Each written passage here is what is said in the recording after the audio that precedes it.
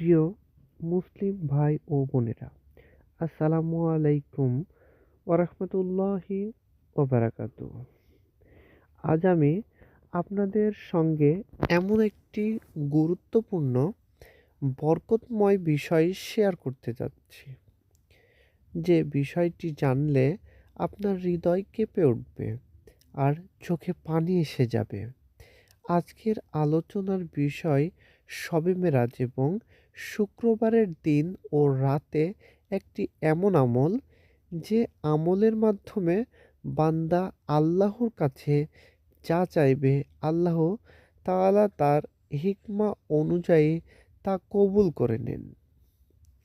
শবে মেরাজ কি, আসুন জেনে নিই।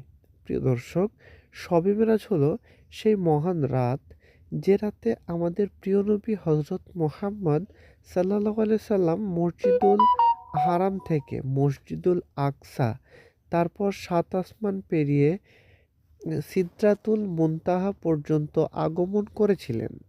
এই রাতেই উম্মতে মুহাম্মাদের জন্য সবচেয়ে বড় উপহার ৫ ওয়াক্ত নামাজ ফরজ করা হয়। এই রাত আমাদের শেখায় আল্লাহর সঙ্গে সম্পর্ক ঠিক করতে চাইলে নামাজের কোনো বিকল্প নেই।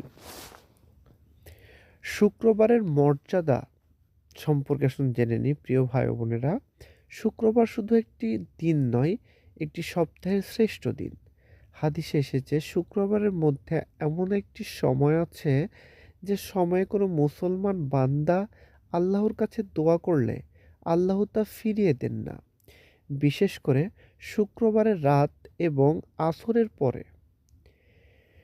সেই একটি বিশেষ আমল কি, আসুন জেনে নিই। কোন আমলটি আমরা করব? প্রিয় দর্শক, আজ আমি যে আমলটির কথা বলবো এটি খুব সহজ, কিন্তু এর ফজিলত আকাশ সমান।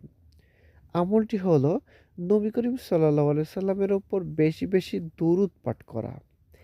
কিভাবে দুরূদ পড়বেন?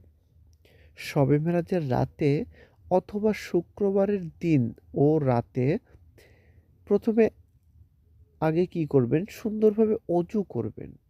২ রাকাত নফল নামাজ পড়ুন, নিয়ত শুধু আল্লাহকে সন্তুষ্টির জন্য।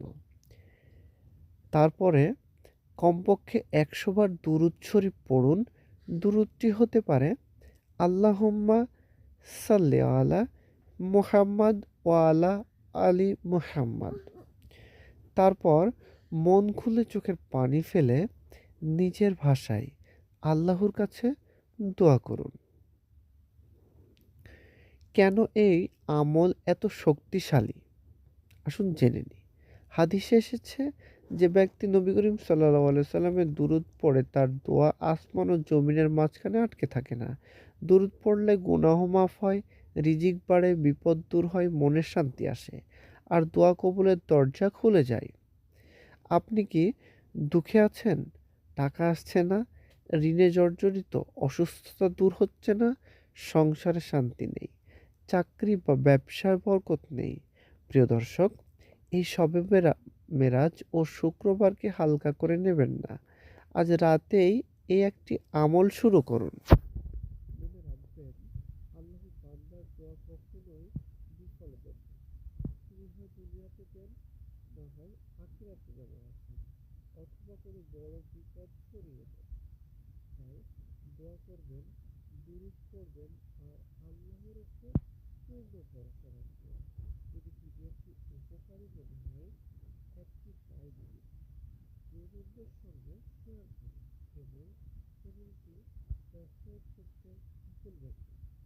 আল্লাহ আমাদের সবাইকে শবে মেরাজ ও শুক্রবারে বরকত হাসিল করার তৌফিক দান করুন।